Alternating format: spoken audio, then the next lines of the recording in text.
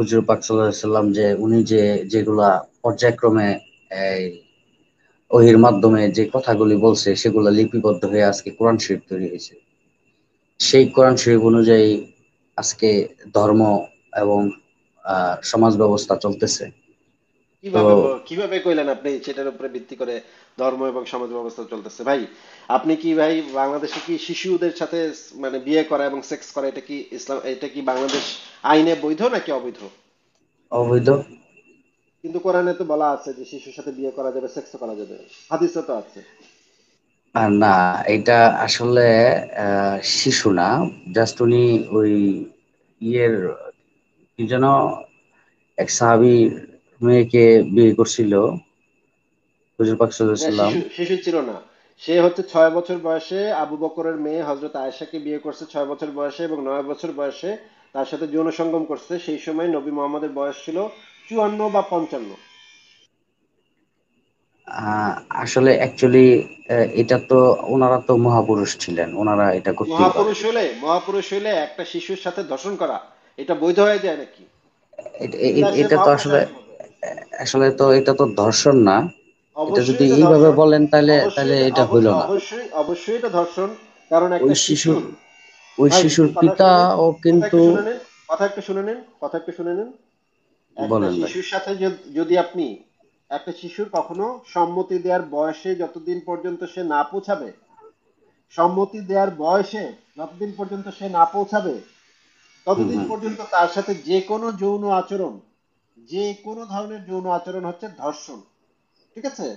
একটা শিশুর বয়ঃসন্ধিতে পৌঁছতে হবে, বয়ঃসন্ধির পরে কয়েক বছর যাইতে দিতে হবে, এরপরে তার বুদ্ধি বিবেচনা যখন তৈরি হবে, একটা শিশুর মধ্যে যখন বয়ঃসন্ধি পার হয়ে গিয়ে, যখন তার ভিতরে বয়ঃসন্ধির সময়টা আমরা জানি যে একটা বাচ্চা যখন বয়ঃসন্ধিতে পৌঁছায়, সেই সময় তাদের আবেগ অনুভূতি অনেক তীক্ষ্ণ থাকে। এই যে একটু আগে আমি আপনাকে বললাম টিনেজার বয়সে মেয়েরা অনেক মানে আবেগ অনুভূতি অনেক বেশি বেশি থাকে। এটা আপনি হঠাৎ কিভাবে বলতে পারেন যে এটা দর্শন করছে? ওই যখন সেইটাই আমরা ওই আপনাকে নয় বুঝাচ্ছি, সেইটাই বছরের মেয়েটা, ভাইরে, আমি একটা কথা ভাইরে বলি ভাইরে ভাই। সেইটাই আপনাকে আমি বুঝাচ্ছি। এখন এখন আপনাকে আমি সেটাই বুঝাচ্ছি, সেটা কিভাবে ধর্ষণ সেটাই বোঝাচ্ছি। একটু ধৈর্য ধরেন ভাই, ওই একটু মেয়েটারও ধৈর্য, তো সম্মতি ছিল। ওই একটু ধৈর্য সম্মতি ধরেন, ছিল বিধায় তো করতে পারছে। একটু ধৈর্য ধরেন ভাই, একটু ধৈর্য ধরেন।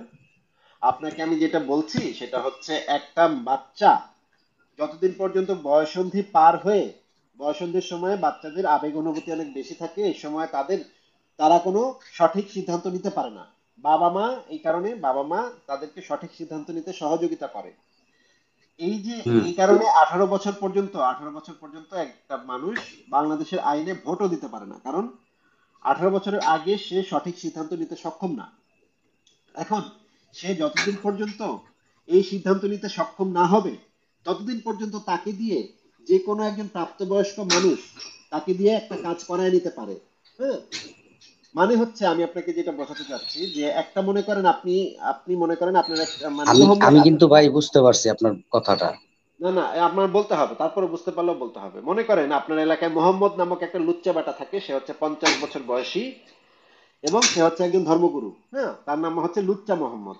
এই লুচ্চা মোহাম্মদ এলাকার একটা 6 বছরের মেয়ের দিকে কুনজর করছে তার। হ্যাঁ, এখন সে সেই বাচ্চা মেয়েটাকে একটা আইসক্রিম কিনে দিল বা একটা বারবি ডল কিনে দিল, একটা পুতুল কিনে দিল। ঠিক আছে? কিনে দিয়ে বললো চলো তোমাকে আমি পুতুলটা দিব, তুমি আমার সাথে চিপায় চলো, চিপায় গেলে তোমাকে আমি পুতুলটা দিব বা এই আইসক্রিমটাও দিব। অনেক সুন্দর পুতুল, অনেক দামি পুতুল।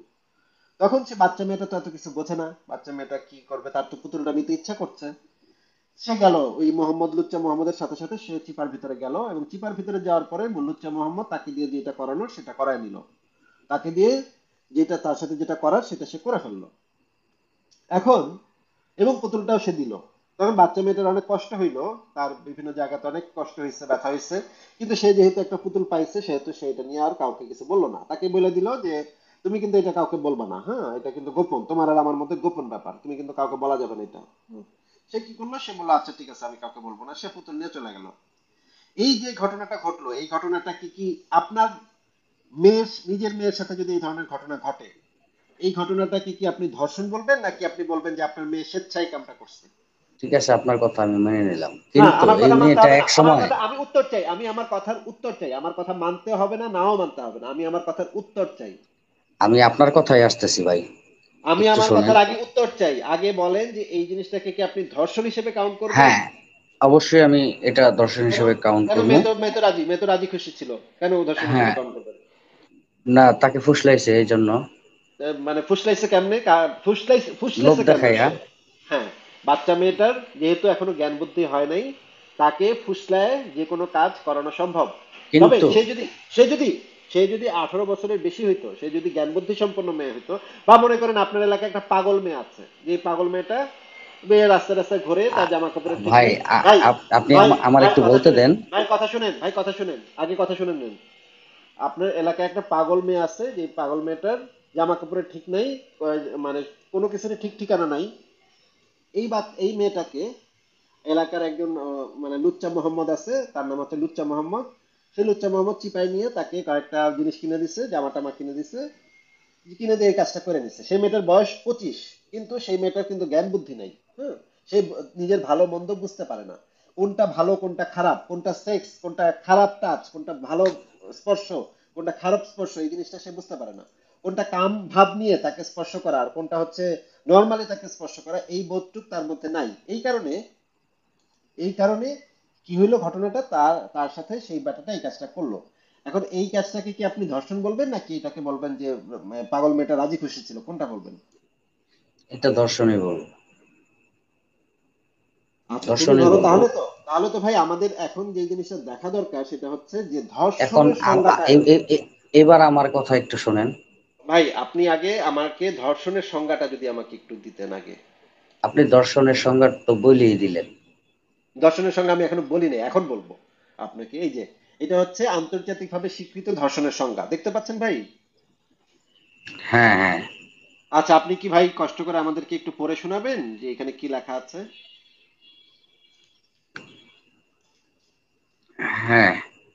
একটু পড়ে একজন শোনান কষ্ট ব্যক্তি করে। অনুমতি ব্যতিরেকে তার সঙ্গে যৌন সঙ্গম বা অন্য কোনো ধরনের যৌন অনুপ্রবেশ ঘটানোকে ধর্ষণ বলা হয়।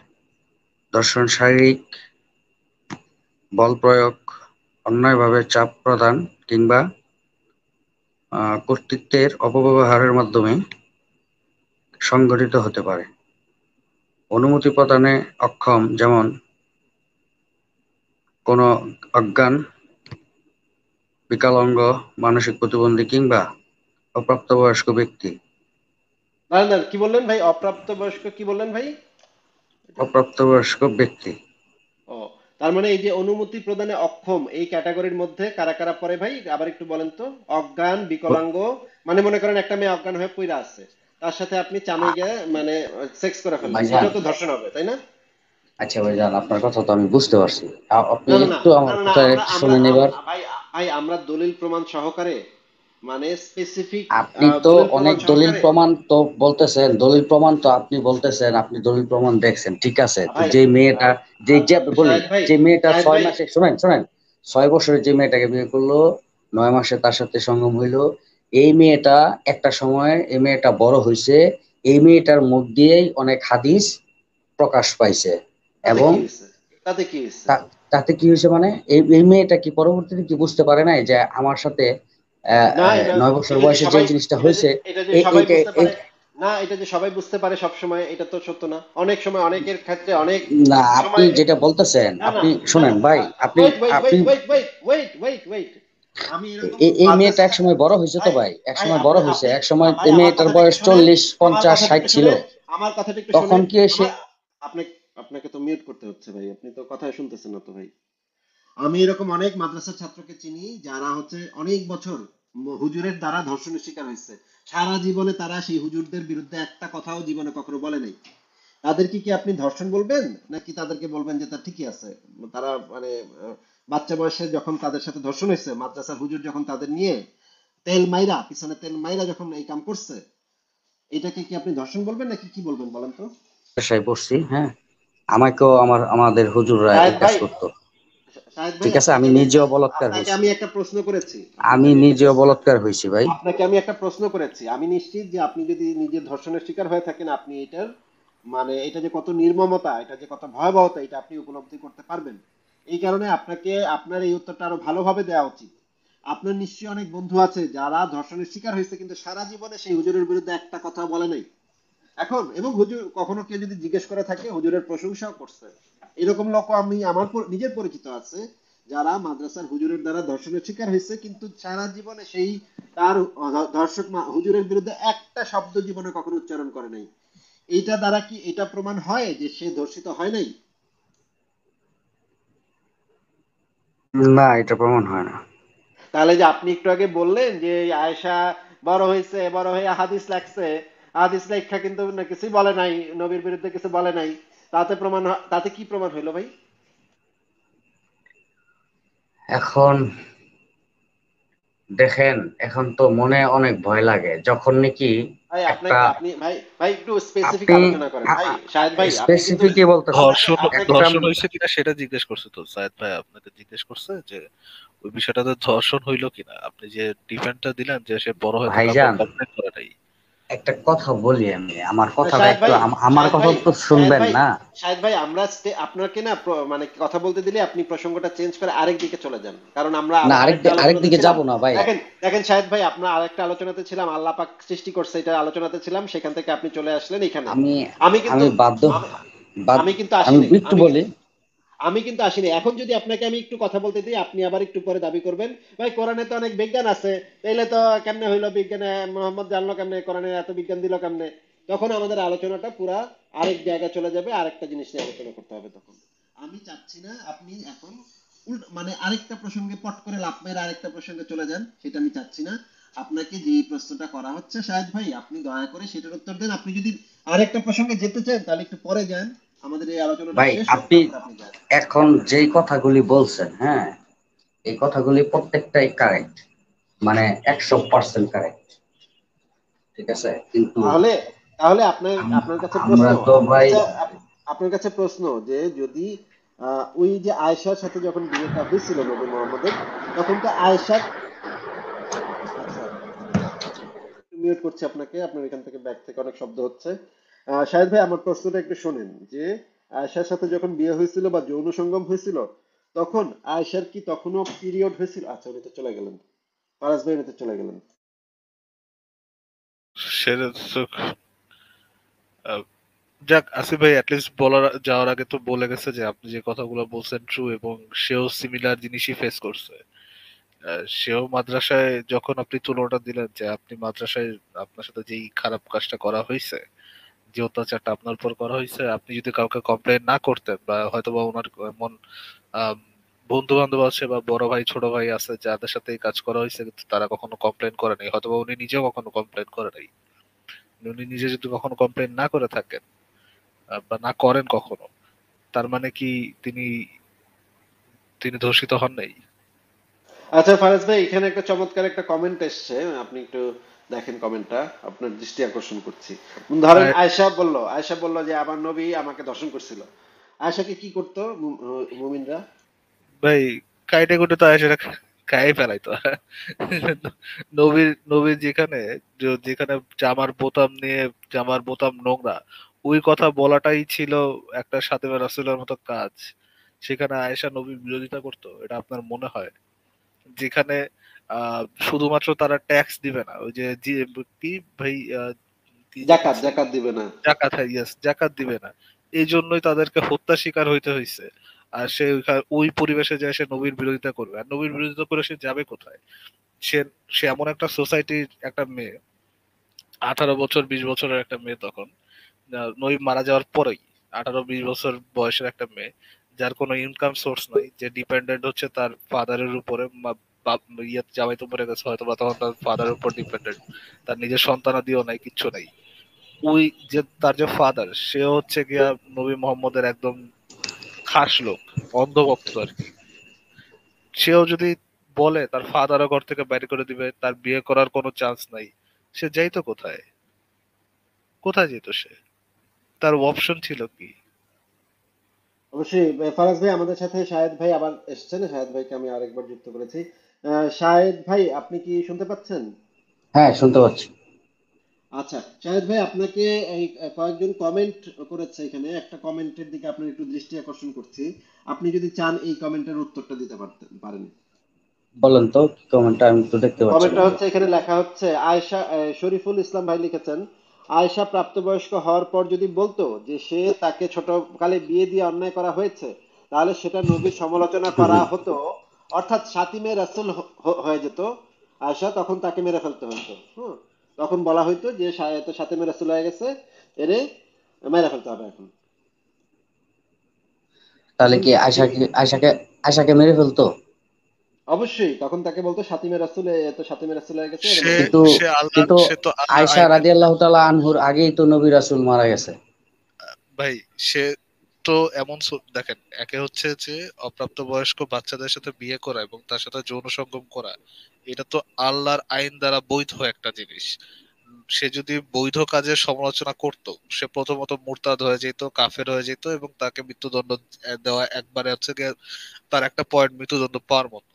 মানে এই বিষয় যদি বলতো যে সে আমাকে অপ্রাপ্ত বয়স্ক অবস্থায় বিয়ে করে আমার সাথে একটা অন্যায় করছে, সে কাফের মুরতাদ হয়ে যেত এবং তার সাথে তাকে মৃত্যুদণ্ড দেওয়া একদম জায়েজ হয়ে যেত। সেকেন্ড অফ অল, সে যদি নবীর সমালোচনা করতো সেখানে যে নবী মোহাম্মদ তার সাথে আনফেয়ার কোনো কিছু করছে, আপনি কি হ্যাঁ। এটা জানেন সাইদ ভাই যে নবীর জামার বোতাম নোংরা, এই ধরনের সমালোচনা করলেও সে সাতেমে রাসূল হয়ে যায় এবং তাকে হত্যা করা জায়েজ হয়ে যায়? না, এটা জানতাম না। আচ্ছা, এটা এটা রেফারেন্সটা আসিফ ভাই আপনাকে দেখাই দিবে, কোনো সমস্যা নেই। এখন দেখেন, চিন্তা করে দেখেন, আহ নবী মোহাম্মদ মারা যাওয়ার পরও তো আয়েশা ওই সোসাইটিতেই আছে, যেই সোসাইটিতে নবী মোহাম্মদের ভক্তবৃন্দরাই চালাইতেছেন, এবং নবী মোহাম্মদের ভক্তবৃন্দরাই তার সাহাবা তাবেইনরাই চালাচ্ছে। সে ওই হ্যাঁ। সোসাইটি, এবং তারাই পাওয়ারে, তারাই এখন খলিফা। ওই সোসাইটিতে সে নবী মোহাম্মদের বিরোধিতা করে কোথায় যাবে? তার নিজের পিতাই তো নবী মোহাম্মদের একজন খাস অন্ধভক্ত এবং খাস খাস সাহাবী। সে তো সে সাহাবী ছিল, মারা যাওয়ার, হ্যাঁ। হ্যাঁ, সে যখন মারা গেছে, মানে তার নবী মোহাম্মদ যখন মারা গেছে, সে কার আন্ডারে ছিল? যাবে সে যাবে তার বাপের আন্ডারে, তার পিতার আন্ডারে যাবে। এখন তার তো নিজের নিজের ঘর বাড়ি নাই, নিজের কোনো ইনকাম সোর্স নেই, তাকে কারোর উপরে ভরসা করে থাকতে হবে। সে যখন তার বাবার বাড়ি থাকবে এবং তার বিয়ে করারও কোনো চান্স নেই, তার বাপ ঘর থেকে বাই করে দিবে, কেউ তাকে বিয়ে করবে না। যদি অন্য তাকে হত্যা নাও করে, তার তো যাওয়ার কোনো চান্সই নেই। সে বলবে কেন? সে তো বললে তার নিজেরই ক্ষতি হবে। সে যদি নবী মোহাম্মদের কোনো ধরনের সমালোচনা করতো, আলটিমেটলি তো তারই ক্ষতি হইতো এবং বড় ধরনের ক্ষতি হইতো। সে এটা করবে কেন? ফর এক্সাম্পল, আপনাদের সাথে যখন এই ইয়া, অত্যাচারটা করা হইতো আপনাদের মাদ্রাসার মধ্যে, আপনাদের মাদ্রাসা থেকে বের হয়েও কিন্তু অনেকে এই কথাটা বলতে পারতো না যে তার সাথে এই খারাপ কাজটা হয়েছে, হয়তো বা এই ভয়ে বলতে পারতো না, কেননা হুজুরের অন্যান্য যারা ইয়ারা আছে, ছাত্ররা আছে, আইসা হুম তারা হুম। বলবে যে হুজুরের নামে সে নোংরা কথা ছড়াইতেছে। মনে আছে না একটা মেয়েকে, এই মাদ্রাসার একটা মেয়েকে পুরাই হত্যা করা হয়েছিল? বড় নিউজ হ্যাঁ ছিল, হ্যাঁ আপনার শুনছিলেন না? সে কেন, হ্যাঁ তাকে হ্যাঁ। কেন হত্যা করা হয়েছিল? কেননা সে কিন্তু তার জাস্ট হুজুরের বিরোধিতা করছিল, যে হুজুর তার সাথে এই কাজ করতে চাইছে এবং সে করতে দেয়নি তাকে। তার হুজুরের অন্যান্য ছাত্রছাত্রীরা মিলে তাকে ছাদে নিয়ে পুরাই মারছে। সেখানে চিন্তা করেন নবী মোহাম্মদের বিরুদ্ধে বলাটা ওই সময় আয়েশার পক্ষে কোন ভাবে সম্ভব? আচ্ছা ফারাজ ভাই, আমি আপনার একটু দৃষ্টি আকর্ষণ করছি যে দুইটা ঘটনা আছে, সিমিলার ঘটনা একদম। আহ, একবার আয়েশা আহ, নবী মোহাম্মদের একটা কথার উপরে একটু বিরোধিতা করেছিল, হ্যাঁ, উচ্চস্বরে কথা বলেছিল। আবু বকর সেই সময় সামনে ছিল, আবু বকর আয়েশার গালে থাপ্পড় দিয়েছিল। এই জিনিসটা হাদিসের ভিতরে এসছে যে আবু বকর বলেছিল যে তো কত বড় সাহস যে নবীর বিরুদ্ধে কথা বলে, এই কারণে তাকে একটা থাপ্পড় দিয়েছিল আবু বকর। একই ঘটনা ঘটেছিল ওমরের ক্ষেত্রে, ওমরের মেয়ে হাফসা, হাফসাকেও বিয়ে করছিল নবী। হাফসা একবার নবী মোহাম্মদের একটা কাজের বিরোধিতা করছিল, এই যে যখন ডিভোর্স হয়ে যায়, ডিভোর্সের একদম পরিস্থিতি সৃষ্টি হয়ে যায় সেই সেই সময়ে, ওমর তখন হাফসাকে ডেকে বলছিল যে নবী যেটা বলবে সেটা তুই করবি, নবী যা হুকুম দিবে তুই সেটা করবি। এখন যেই মেয়েদের বাবারা তাদেরকে এই শিক্ষা দিচ্ছে এবং তাদেরকে মারপিট পর্যন্ত করছে, নবীর বিরোধিতা করে মারপিট পর্যন্ত করছে, সেই মেয়েদের পক্ষে কি সম্ভব? এবং তারা জানে যে নবীর মৃত্যুর পরে সেই লোকেরাই খলিফা হয়েছে, আবু বকর খলিফা হয়েছে, ওমর খলিফা হয়েছে, ওসমান খলিফা হয়েছে, আলী খলিফা হয়েছে, মুয়াবিয়া খলিফা হয়েছে। সেই সময় কি এই আয়েশার পক্ষে সম্ভব ছিল যে নবী তাকে ধর্ষণ করছে, এই জিনিসটা সে বলবে? সে বললে কি জীবন নিয়ে, সে কি জীবন, তার জীবন যে রক্ষা পাইতো, এই গ্যারান্টি কি তার ছিল? ইম্পসিবল ভাই। জীব তার, সে যদি কোনোভাবে বাইচেও যেত, তাকে তো ভাই কোনোভাবেই মানে মানে প্রবলেমের পর প্রবলেম, প্রবলেমের পর প্রবলেমে পড়তো ভাই। আচ্ছা দেখেন, আমি একটা কথা বলি আপনাদের তাহলে তাহলে দুজনকে শাহেদ বলি। ভাই, তাহলে শাহেদ ভাই আপনি যে যুক্তিটা দিয়ে এই কাজটাকে জাস্টিফাই করার চেষ্টা করলেন যে আয়েশা পরবর্তী জীবনে কখনো কিছু বলে নাই, কিন্তু আয়েশা কিন্তু অনেক কথা বলছে, অনেকগুলো হাদিসে নবীর লুচ্চামির কথা একদম পরতে পরতে বলে দিছে আয়েশা, যে নবী ছিল, তার স্বামী নবী ছিল একটা চরম লুচ্চা। এইটা একেবারে মানে খুবই কৌশলে সে বলে দিয়ে গেছে। আপনি কি ভাই সেই হাদিসগুলা দেখবেন যে এই হাদিসগুলাতে আয়েশা পরিষ্কার করে বলে দিছে যে তার স্বামী নবী ছিল একটা এখন বিশ্ব তো লুচ্চা? এখন তো অনেক হাদিস আছে, যেমন ধরেন জালে হাদিস আছে, আমি আলে হাদিস আপনাকে আছে। কোনো আমি আপনাকে কোনো জাল হাদিস দেখাবো না, যেগুলা হচ্ছে গিয়ে ইসলামের সবচেয়ে বড় বড় মুহাদ্দিসদের দ্বারা সত্যায়িত সহি হাদিস, যেমন আল্লামা নাসিরুদ্দিন আলবানী অথবা ইবনু হাজার আসকালানি। আচ্ছা যান, আপনাকে বুখারি মুসলিম থেকে দেখাবো। অসুবিধা অসুবিধা ঠিক আছে, দেখাবো ভাই। বুখারি মুসলিমে কয়টা জাল হাদিস আছে বলেন তো ভাই? না, যেটা বুখারী, সহিহ বুখারী, সেটার মধ্যে তো কোনো জাল হাদিস নাই আমার জানা আহ, মতে। সহি মুসলিম শরীফে কয়টা জাল হাদিস আছে?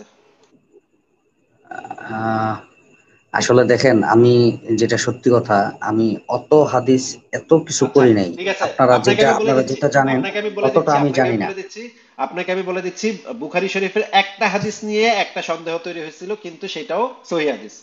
মুসলিমের কয়েকটা হাদিস আছে যে কয়টা নিয়ে সামান্য সন্দেহ তৈরি হয়েছে, কিন্তু সেগুলো সহি হাদিস। এই বুখারী মুসলিমের হাদিসের ভিতরে কোনো জাল হাদিস নাই। সহি বুখারী সহি মুসলিম হাদিস গ্রন্থগুলোর ভিতরে কোনো জাল হাদিস নাই। আমি কি আপনাকে বুখারী মুসলিম থেকে দেখাবো হাদিস? আচ্ছা ভাই, এটা আর দেখাইতে হবে না, তবে না, আমি আমি আপনাকে তাহলে যেটা দেখাই বলতে যে চাচ্ছি। আয়েশা যে হাদিস বর্ণনা করছে, আয়েশা যে অনেক জায়গাতে বলে দিয়ে গেছে যে তার নবী ছিল একটা বিশ্বলুচ্চা, বিশ্ব লম্পট।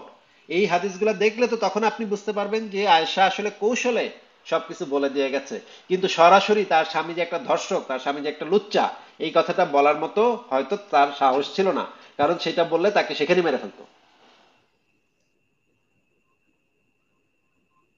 দেখেন, এই ব্যাপারটা তো অনেক বড় ব্যাপার আসলে। অনেক আগে থেকেই তারা, এটা তো রাজনীতি চলছিল ওই সময়, তো দেশ শাসন চলতো, তাই না? খলিফারা তো দেশ শাসন করতো, তাই না? হ্যাঁ হ্যাঁ, মানে আমি আপনাকে যেটা আমার পয়েন্টটা হচ্ছে ভাই, যে আপনার নবী হয়, আচ্ছা ঠিক আছে, সেই সময় একটা আকাম কুকাম করছে করছে ঠিক আছে, কিন্তু ভাই আপনার নবীর জীবনের উপরে নির্ভর করে তো এখন শরীয়তের আইন প্রণয়ন হয়, তাই না? শরীয়তের আইন প্রণয়ন হয় এবং এই আইনগুলা সারা একদম কিয়ামত পর্যন্ত প্রযোজ্য থাকবে। এখন এই যে অপ্রাপ্তবয়স্ক মেয়েকে বিয়ে করা এবং তার সাথে যৌনকর্ম করা, এটা আপনার নবী করছে, এটা কোরআনে আছে, হাদিসে আছে, সব জায়গায় আছে যে এইটা ইসলামে শরীয়তের বিধানে আছে। হানাফি ফিকা শাস্ত্র, শাফি ফিকা শাস্ত্র, মালিকি ফিকা শাস্ত্র, হাম্বলি ফিকা শাস্ত্র, সব জায়গাতে আছে যে অপ্রাপ্তবয়স্ক মেয়ে বিয়ে করা এবং সেক্স করা সম্পূর্ণ বৈধ। এখন যদি আমাদের সমাজে যদি আমরা এই ইসলামী আইনটা প্রয়োগ করি, আপনার কি মনে হয় সেই সমাজটা একটা ভালো সমাজ হবে নাকি একটা খুব অসভ্য সমাজ হবে? আচ্ছা, তাহলে আমি একটা কথা বলি। সূরা আল মুমিনুনের মধ্যে 1 থেকে 6 নম্বর আয়াত পর্যন্ত এখানে বলা আছে, যেমন ধরেন আহ 5 নম্বর ওই এবং ছয় ব্যক্তি, নম্বর আয়াতে বলা আছে দাসী সেক্সের কথা, হ্যাঁ, দাসী তো লাগানোর কথা। এইটা এইটা এইটা কি এখন এই সমাজে প্রযোজ্য? আর ইসলামে অবশ্যই প্রযোজ্য, ইসলামে যেটা না আছে না না সেটা না না না, এইটা কিন্তু এইখানে একটা সময় প্রযোজ্য ছিল, পরবর্তীতে এটা কিন্তু রহিত করা হয়েছে। রহিত করা যে হয়েছে সেই দলিলটা দেন ভাই ইসলাম থেকে।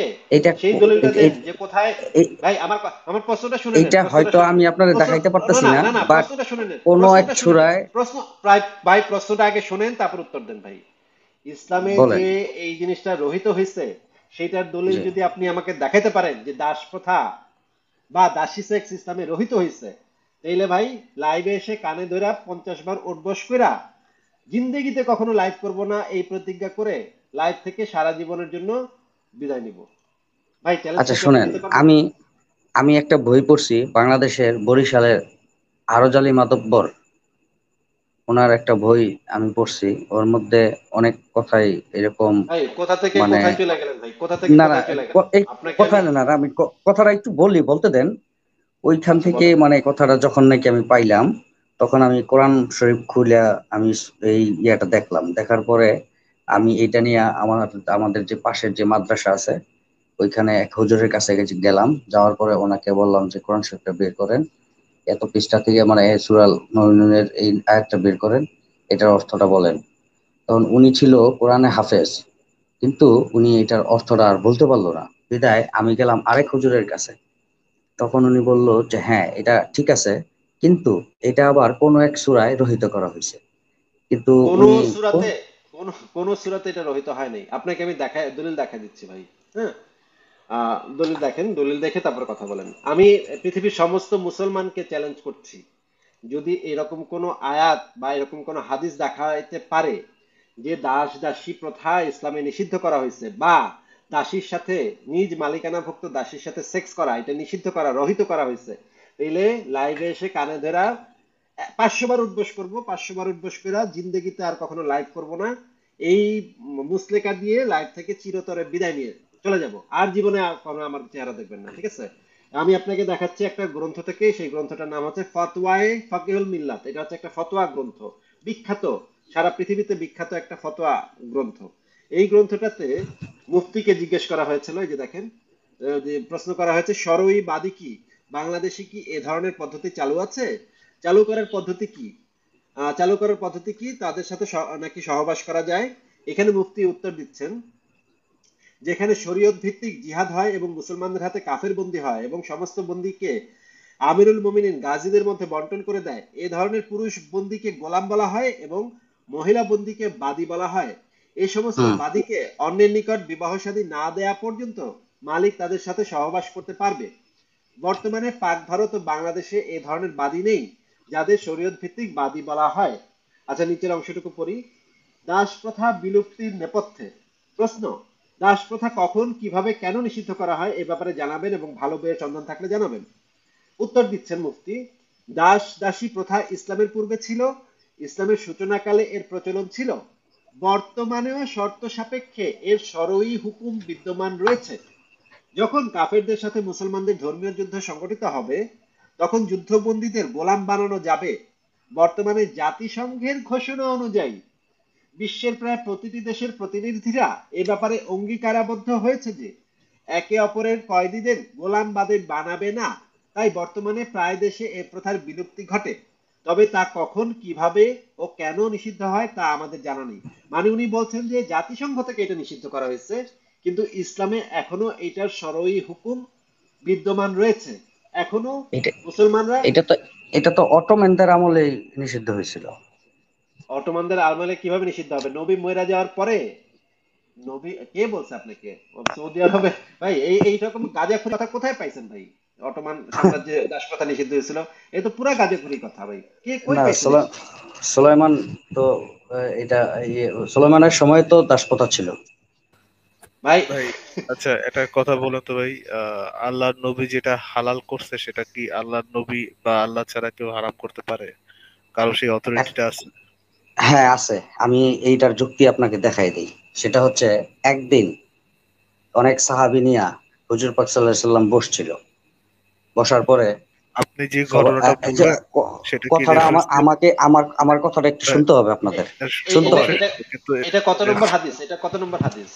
আমি আমি বলি আগে হাদিসটা বলে এটা নিই। না না, হাদিসটা কোন গ্রন্থ? আমরা একটু হাদিসটা বের করবো, অসুবিধা নেই, আপনি নাম্বার বলেন, আমি হাদিস গ্রন্থ থেকে আপনাকে চোখের সামনে আচ্ছা, নিয়ে আসতেছি। এই মুহূর্তে খেয়াল নাই, তবে বলছিল ভাই যে ভাই খেয়াল তাহলে খেয়াল তোমরা না আপনারা কি পড়ার বেহেশতি আগে লোক দেখতে রেফারেন্স চাও, নিয়ে ভাই আসেন। ভাই তোমরা কি বেহেশতি লোক দেখতে চাও? তখন ভাই সবাই আপনার হাত তুললো, হ্যাঁ দেখতে চাই। খেয়াল না থাকলে তখন তো, বলল খেয়াল না, যে দেখেন ভাই, বলো তো কেমনে কথা বলবো যে ফারাজ ভাই, বলেন তো ভাই। এইভাবে ভাই, তো আমরা হাদিস, এইভাবে তো আপনি মন গড়া হাদিস বলবেন, আমরা যে মানে সেই হাদিসটার মান কি সেটা আমরা চেক করতে পারবো না, এইভাবে তো আমরা আলোচনা করি না সাইদ ভাই। আচ্ছা ভাইজান, আমার একটু হাদিসটা বলতে দেন, আপনি এটা চেক করতে কিন্তু পারবেন অবশ্যই।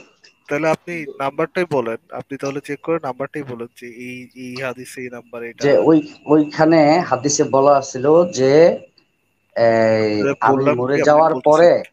এমন কিছু না ভাই, ভাই সমস্যা ভাই আসবে আপনার হাদিসটা যে যেটা সহি, আমরা সমাধান ভাই আপনি যে যে হাদিসটা বলতেছেন এরকম আদৌ কোনো হাদিস আছে কিনা বা হাদিসটা সহি কিনা এটা তো আমাদের চেক করতে হবে না। আপনি কি মন গড়া, এখানে তো আমরা না কথা বলি না ভাই। না ভাইজান, আমি আপনার শাহেদ ভাই যেটা আপনি সত্যি কথা সেটা আপনি বলি আপনাকে আপনি যে যেই কয়টা দলিল এইটা চাইছেন, আপনি যেই যে কয়টা দলিল চাইছেন আমি কিন্তু প্রত্যেকটা দলিল আপনাকে বের করে নাম্বার সহ, বইয়ের নাম সহ, গ্রন্থের নাম সহ আপনাকে কিন্তু পটাপট বলে দিচ্ছি। আপনি আপনি যদি কিন্তু এই এক, দেখাইছেন, ঠিক আছে, হ্যাঁ, এখন এখন আমি আপনি যদি দেখাইতে পারতাছি না। একই একই কাজ, তাহলে আপনি ভাই সেটা বলবেন না। যদি আপনি দলিল দেখাতে না পারেন তাহলে তো সেটা বলার কোনো না প্রয়োজন নেই তো ভাই। ভাই, একটু অনুমতি দেন, একটা কথা বলি, সেটা হইতেছে যে এটা আসলে আমি কোনো হাদিসে পড়ি নাই, বাট আমি শুনছি একজন বুজুর্গ ব্যক্তি থেকে আমি শুনছি হাদিসটা, সেটাই আমি একটু বলার চেষ্টা করতেছি আসলে। আচ্ছা, ঠিক আমি আছে, একই আপনি কথা হাদিসের যদি একই ভাবে যদি আমরা রেফারেন্স দেই যে ভাই এই হাদিসটা আমার কোনো ইয়ে নাই, পড়ি নাই, আমি জাস্ট একজন বুজুর্গ থেকে শুনছি যে নবী মোহাম্মদ যায় মানে না নবী মোহাম্মদের এই এই করতে ভালো লাগতো, ধরেন একটা খারাপ কথা বললাম যে নবী মোহাম্মদের এই এই খারাপ কাজ করতে ভালো লাগতো, আমি যদি বলি যে এই হাদিসটা আমি পড়ি নাই, আমি নিজে যাচাই করি নাই, কিন্তু আমি জাস্ট একজনের কাছ থেকে শুনছি, একজন বুজুর্গ ব্যক্তির কাছ থেকে শুনছি, শুনে এসে আপনাকে বললাম, আপনি কি এই জিনিসটা গ্রহণ করতেন কখনো? আসলে, না এটা এলাও না, ঠিক আছে। আচ্ছা, তাহলে আমি তাহলে আমি কিভাবে আমি আপনারটা শুনবো? আমি আমি আমি ওনাকে একটা দলিল দেখাতে চাই। ফারাজ ভাই, উনি বলেন যে আল্লাহ নবী মারা যাওয়ার পরেও কেউ না কেউ কোনো কিছু হালাল হারাম করতে পারে, এটাই তো বললেন ফারাজ ভাই, নাকি উনি? না আমি বলতে চাচ্ছিলাম যে ভাই আমার কথাটা একটু শুনতেন, সেটা হচ্ছে যে আপনার আপনার আপনার কথাটা ওইটা আপনার মুখ থেকে শুনতে ডিটেল চাচ্ছিলাম। ডিটেল বলা দরকার নেই আসিফ ভাই, মানে ওনার কথা হচ্ছে কি, আহ আল্লাহ নবী, আল্লাহ এবং আল্লাহ নবী যেটা হালাল করছে এটা কেউ না কেউ কোনো না কোনো ভাবে হারাম করতে পারে, যেটাকে হালাল করছে সেটাকে কেউ না কেউ কোনো না কোনো ভাবে এটাকে হালাল করতে পারে। না, আচ্ছা কোনো আচ্ছা, সমস্যা তাহলে হইলে তাহলে এটার তাহলে তাহলে সমাধান আমরা যদি তাহলে হাদিস আমরা কোরআনে না থাকে, তা- না না তাহলে আমরা একটু এটার সমাধান আমরা তোমরা একটু কিভাবে দিবে? ভাই এইটার সমাধান দিবে তোমাদের আচ্ছা জ্ঞান আচ্ছা, দ্বারায়। আসিফ ভাই একটা সেকেন্ড, একটা সেকেন্ড ভাই, সায়েদ ভাই দেখেন, আমরা কিন্তু অনেকক্ষণ ধরে আপনার সাথে খুব ঠান্ডা মাথায় কথা বলতেছি। জি আমরা ভাই। ধরেন একদিকের কথা বললাম, আপনি প্রশ্নের উত্তরটা বুঝে না বুঝে অন্যদিকের অ্যান্সারটা করেন, তাহলে কিভাবে আলোচনাটা আমরা সামনে আগাবো? আমি আপনাকে জিজ্ঞেস করলাম আল্লাহ এবং আল্লাহর নবী যেই কাজটাকে হালাল বলছে, যে এই কাজটা তোমাদের জন্য করা বৈধ, এবং যেই কাজটাকে হারাম বলছে যে এই কাজটা তোমাদের জন্য করা অবৈধ, এই কাজগুলাকে অন্য কেউ কি হালাল বা হারাম করতে পারে? ওই হালালকে কেউ হারাম বা হারামকে কেউ হালাল করতে পারে? এইটা হ্যাঁ, আমরা করতে পারে। আচ্ছা, এই জিনিসটা নিয়ে আমরা, ফারাজ ভাই, এই জিনিসটা নিয়ে আমরা একটু আহ, করতে পারে। বুখারী এটা শরীফের ব্যাখ্যা গ্রন্থ, ভাই একটু থামেন না, ভাই একটু থামেন না, ভাই একটু জি নিজেকে ভাই। মিউট রাখেন, থামেন। আমরা সহজ নসরুল বারী শরহে বুখারী মানে বুখারী শরীফের ব্যাখ্যা গ্রন্থ থেকে একটা পৃষ্ঠা আমরা একটু দেখে নিই, এখানে কি বলা আছে আমরা একটু পড়ে নিই। এখানে বলা হচ্ছে, কোনো বিষয়ে রাসূলুল্লাহ সাল্লাল্লাহু আলাইহি সাল্লাম কর্তৃক অস্বীকৃতি জ্ঞাপন না করাই তার বৈধ হওয়ার প্রমাণ, অন্য কারো অস্বীকৃতি বৈধতার প্রমাণ নয়। এখানে লেখা আছে উদ্দেশ্য, এর দ্বারা উদ্দেশ্য হলো যে রাসূলুল্লাহ সাল্লাল্লাহু আলাইহি সাল্লামের হুজ্জত, কেননা রাসূলুল্লাহ সাল্লাল্লাহু আলাইহি সাল্লামের কথাই হচ্ছে হুজ্জত, মানে হচ্ছে দলিল, সেটা হ্যাঁ হ্যাঁ রাসূলুল্লাহ সাল্লাল্লাহু আলাইহি সাল্লামের এক প্রকার। কারণ যদি রাসূলুল্লাহ সাল্লাল্লাহু আলাইহি সাল্লাম তা অস্বীকারী হতেন তাহলে অবশ্যই তিনি তাতে বাধা প্রদান করতেন। আর এ ব্যাপারে কোনো উলামায়ে কেরামের দ্বিমত নেই যে রাসূলুল্লাহ সাল্লাল্লাহু আলাইহি সাল্লামের উম্মতের কেউ কোনো অন্যায় কাজ করলে বা অন্যায় কথা বললে রাসূল তা শুনে বা দেখে সমর্থন দিয়ে যাবেন, এটা তার জন্য জায়েজ নেই, কেননা আল্লাহ তাআলা রাসূলের ওপর অপরাধ হতে বারণ করাকে ফরজ করে দিয়েছেন। উপরে বলা হয়েছে যে রাসূলুল্লাহ সাল্লাল্লাহু আলাইহি সাল্লাম যদি কোনো কাজকে অস্বীকৃতি জ্ঞাপন না করে তাহলেই সেটা বৈধ, সেটা হালাল। এই যে বুখারী শরীফ, এখন আপনাকে দেখাচ্ছি বুখারী শরীফ থেকে, কোন বিষয়ে নবী কর্তৃক অস্বীকৃতি জ্ঞাপন না করাই তা বৈধ হওয়ার প্রমাণ, অন্য কারো অস্বীকৃতি বৈধতার প্রমাণ নয়। মানে হালাল হারাম নির্ধারণ করতে পারে শুধুমাত্র আল্লাহ এবং তার নবী, এরপরে আর কারো পক্ষে, অন্য কোনো ব্যক্তির পক্ষে হালাল হারাম করা সম্ভবই না, অসম্ভব ব্যাপার। তবে যদি কোরআন এবং হাদিসে যদি কোনো বিষয় সুস্পষ্টভাবে উল্লেখ না থাকে সেই বিষয়ে ইজমা কিয়াস করা যায়। কিন্তু যেই বিষয়ে কোরআন এবং হাদিসে সুস্পষ্টভাবে বলা আছে সেই বিষয়ে পৃথিবীর কোনো বাপের বেটা মুসলমান এখন পর্যন্ত পয়দা হয় নাই, যেই ব্যাপারে কোরআন হাদিসে পরিষ্কারভাবে বলা আছে সেই ব্যাপারে কোনো ধরনের ইজমা কিয়াস হয় না। শাহেদ ভাই, আপনি কি আমার কথা শুনেছেন? হ্যাঁ হ্যাঁ, শুনতে পারছি। আপনি কি এটা আমি জানেন যে বুঝতে পারছি। যেই বিষয়ে কোরআন হাদিসে বলা আছে সেই বিষয়ে কোনো ইজমা কিয়াস হইতেই পারে না, এটা জানেন আপনি? হ্যাঁ, এখন তো মানে বুঝতে এখন পারলাম তাহলে ব্যাপারটা তো। তাহলে তাহলে আপনি বলেন যে সূরা তালাকের 4 নম্বর আয়াতে এবং অসংখ্য বুখারী শরীফ থেকে শুরু করে অসংখ্য হাদিসে যে জিনিসটা বলা আছে যে শিশু মেয়েদের সাথে বিয়ে করা যাবে, তাদের সাথে যৌন সঙ্গমও করা যাবে, এই ক্ষেত্রে মেয়েদের বয়স কোনো ফ্যাক্টর না। হ্যাঁ, যে কোনো বয়সের মেয়েদের সাথে বিয়ে করা যাবে এবং সেক্সও করা যাবে। অন্য কোনো ব্যক্তি এসে, যেখানে এই জিনিসগুলো বলা আছে, অন্য কোনো ব্যক্তি পরবর্তী সময়ে কি এসে শিশুদের সাথে বিয়ে করাটা হারাম করতে পারে? ইজমা কিয়াস করে কি এটাকে হারাম করা সম্ভব? কিন্তু এটা তো হারাম তো আমাদের বাংলাদেশেই করে দিছে। এটা তো বাংলাদেশ সরকার বাংলাদেশের জন্য সেটাকে নিষিদ্ধ করছে, হারাম করে নাই সেটাকে। মানে আইন দ্বারা সেটাকে নিষিদ্ধ করছে। কিন্তু ইসলামে কি এটাকে হারাম করা হয়েছে কিনা সেটা জিজ্ঞেস করেছি। না, না, হারাম করা হয় নাই। তাহলে ইসলামে তো দাসীর সাথে সেক্স করাও বৈধ এবং মানে বাচ্চা মেয়ের সাথে সেক্স করাও বৈধ। এটা তো ইসলাম হারাম করে নাই, বাংলাদেশ সরকার হারাম করছে, বাংলাদেশ বা জাতিসংঘ দাস প্রথাকে হারাম করছে, বা যে জাতিসংঘ দাস প্রথাকে নিষিদ্ধ করছে। ইসলাম তো করে নাই ভাই। না, ঠিক আছে, হ্যাঁ। তাহলে নবী নিজে যেখানে দাসী সেক্স করছে, নবীজির নিজের দাসী ছিল মারিয়া কিপ্তিয়া, তার পেটে ইব্রাহিম নামক বাচ্চা পয়দা করছে, নবীজি নিজে যেখানে দাসী সেক্স করছে, নবী নিজে যেখানে বাচ্চা মেয়েকে ধর্ষণ করছে, এই জিনিসগুলা তো পৃথিবীর আর কারো পক্ষে, নবী মারা যাওয়ার পরে আর কারো পক্ষে হারাম করা সম্ভব না। নবী নিজে না, করছে, সম্ভব না। কোরআনের কোরআনের আয়াতে আছে, হাদিসে আছে, সব জায়গায় আছে। কারো পক্ষে তো সম্ভব না ইজমা কিয়াস করে এগুলো হারাম করা। না, সম্ভব না। আচ্ছা, তাহলে এবার আপনি, ফারাজ ভাই, তাহলে আপনি ওনার সাথে একটু কথা বলেন, আমি একটু ঘুরে আসি।